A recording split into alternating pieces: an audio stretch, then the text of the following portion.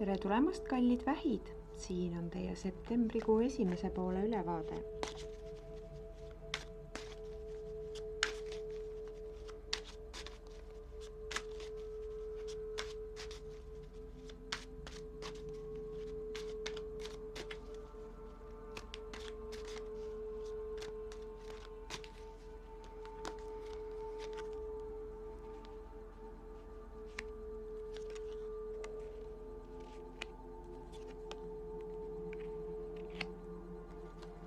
No nii, kallid vähid, kas õudne lõpp või lõputu õudus? Ehk siis muutumise ja muutmise aeg ja koht. Te olete selle aasta alguses üsna palju tööd ära teinud endaga ja selle eest on teil täielik õigus iseennast kiita, aga see töö ei ole veel läbi.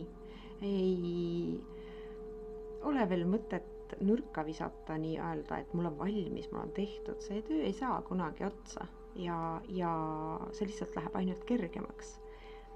Praegu on teie jaoks aeg, kus muutuste energia on nii suur, et sellele vastu võitlemine tekitab teile endale ainult kahju ja valu.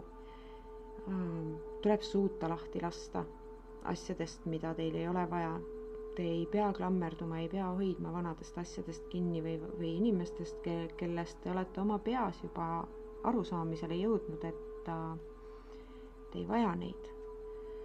Et nende nii-öelda olemus või siis käitumisviis on pigem kahjulik teile kui kasulik. Te ei pea hoidma enda lähedal asju, inimesi ja olukordi, mis teile jälle ja jälle liiga teevad. Hirmus üksi jääda.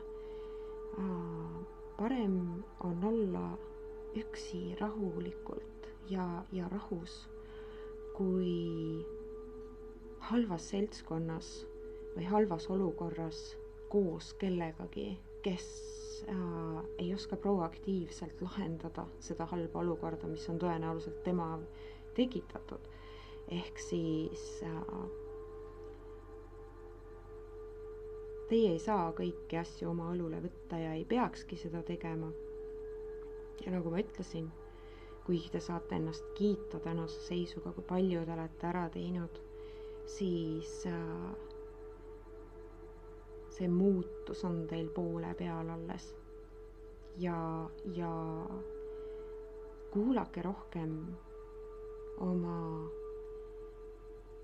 seda hoolitsevat poolt, mida te teistele pakute, aga ise endale ei taha anda. Ka enda vastu tuleb osata olla armastav ja leebe. Endale tuleb samamoodi osata andeks anda. Me kõik teeme vigu. Me kõik oleme olnud nooremad, rumalamad ja teinud asju, mida me täna elu sees enam ei teeks. See ei tähenda, et te peate neid asju kaasas kandma, ennast tänaseni süüdi tundma. Kui te täna veel mõtlete millegi peale, et ma muudaks seda või ma muudaks teist, küll ma siis teeks teisiti, siis te ei ole õppinud. Te ei ole õppinud hindama, millised õppetunnid teile tulid läbi nende kogemuste, ükskõik kui valusad need olid. Mida valusam on kogemus, seda suurem on õppetund. Ja süütunde asemel tuleb osata olla tänulik esiteks selle eest, et teile need õppetunnid nii-öelda antud on.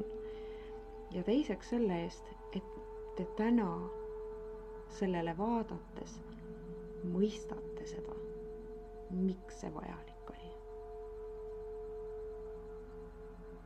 Ärge üritage hoida tagasi, te ei suuda seda muutuse energiat, mis teie elus praegu toimub, peatada. Ja üritades kinni hoida, te teete endale ainult liiga. Hoidke oma lähedasi, häid tuttavaid ja peret, keda iganes te peate kõige kallimaks, kõige armsamaks. Hoidke neid oma inforingis, rääkige oma inimestega. Nemad on teie tugigrupp. Üksi te ei saa kõigest läbi. teil on tarvis tuge, aga teil on vaja head tuge. Mitte sellist, mis teid pigem tagasi hoiab ja tekitab teile probleeme, millega te peate tegelema. Ehk siis